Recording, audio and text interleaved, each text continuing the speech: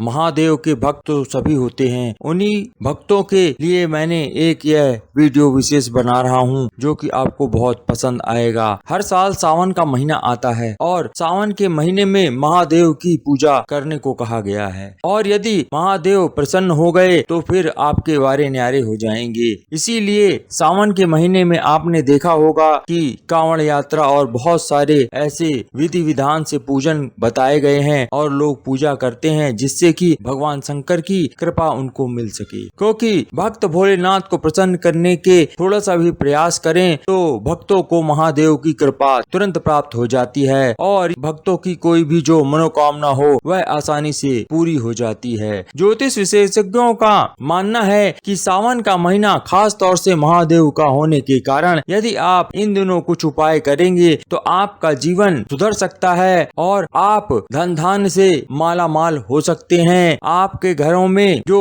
विपदाएं आ रही हैं वह दूर हो सकती हैं, क्योंकि कहा गया है कि सावन का महीना महादेव को बहुत ही प्रिय है और इस महीने में वर्षा ऋतु अपना पूरा जोर लगाती है। चारों तरफ भारी बारिश होती है और सभी तरफ प्रकृति हरी भरी होकर मुस्कुराती नजर आती है। चारों ओर माहौल बिल्कुल भोलेनाथ का हो जाता है और अगर हम ज्योतिष शास्त्र के अनुसार देखें तो इस माह में कोई भी व्यक्ति यदि महादेव की पूजा करके उनको प्रसन्न करना चाहे तो वह प्रसन्न कर सकता है। इसी कारण से सावन महीने में कुछ ऐसे खास उपाय भी बताए गए हैं जिससे आप अपने जीवन को सुधार सकते हैं, सोई हुई किस्मत को जगा सकते हैं और अपनी सभी मनोकामनाओं को पूरी कर सकते हैं। साथ ही साथ आप माला माल भी हो सकते हैं। इसलिए सभी शिव भक्तों को हमेशा हर साल सावन के महीने में जरूर कुछ न कुछ अनुष्ठान करनी चाहिए। इस बार यह सावन का महीना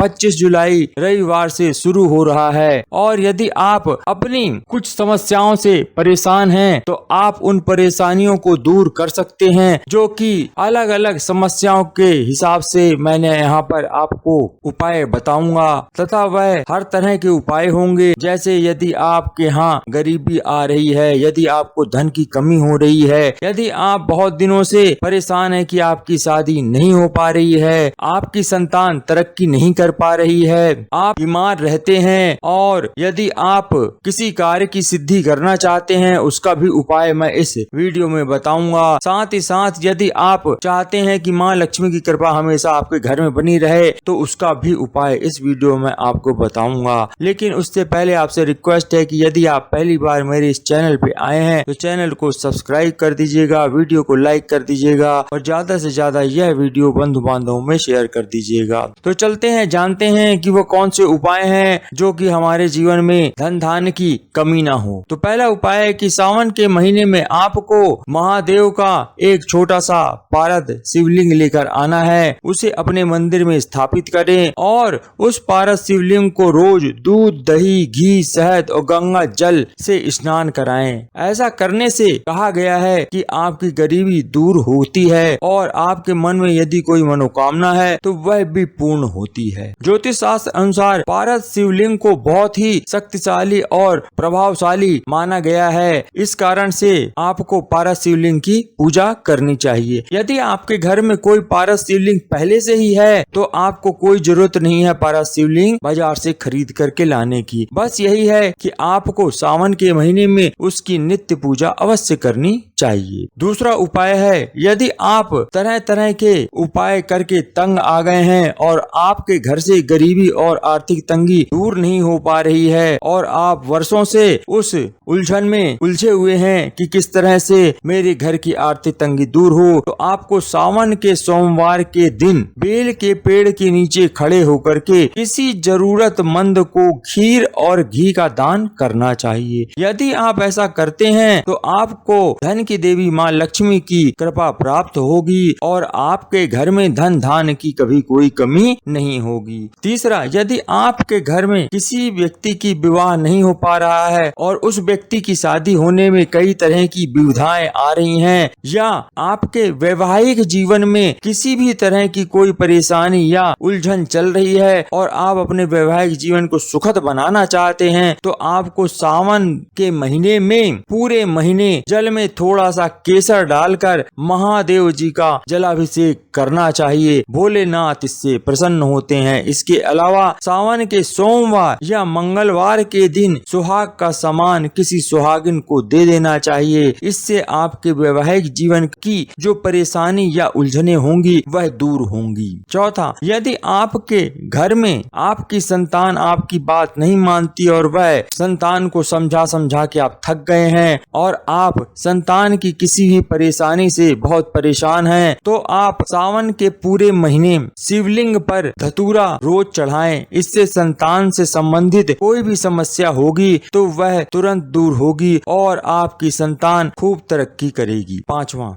यदि आप भगवान शंकर को प्रसन्न करना चाहते हैं, महादेव को खुश करना चाहते हैं, तो आप सावन के महीने में बेल पत्र पर चंदन से ओम नमः शिवाय लिख करके भोलेनाथ को अर्पित करेंगे तो आपके सभी कार्य सिद्ध होंगे।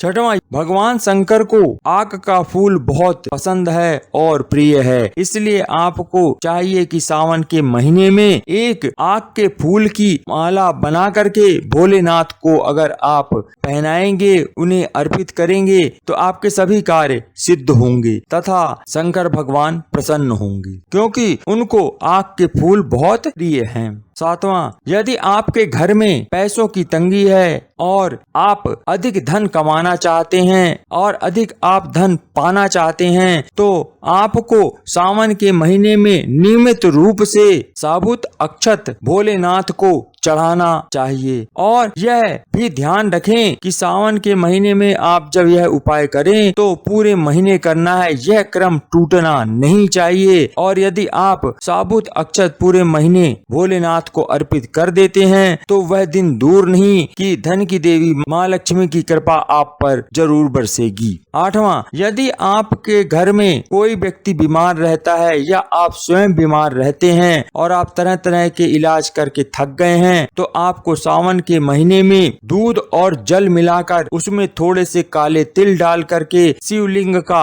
अभिषेक करना चाहिए। इससे आपके घर में बीमार व्यक्ति की बीमारियां ठीक होने लग जाएंगी। यानी जो बीमार व्यक्ति है उसको यह उपाय करना है। अगर आप यह करेंगे तो आप देखेंगे कि इस उपाय को करने से आपके जीवन में बहुत ही बड़ा चमत्कार होगा। ये तो वो उपाय और बातें हैं जो कि आपको सावन के महीने में करनी ही करनी चाहिए। यदि आप भूलवश या किसी कार्यवश आप सावन के महीने में यह कार्य नहीं कर पाते हैं तो फिर आपको अगले साल के सावन के महीने में यह कार्य कर लेना चाहिए। यानी हर साल जब भी सावन का महीना आता है और यदि आपको कोई इससे संबंधित कोई ऐसी परेशानी लगती है तो आप उस उपाय को कर सकते हैं।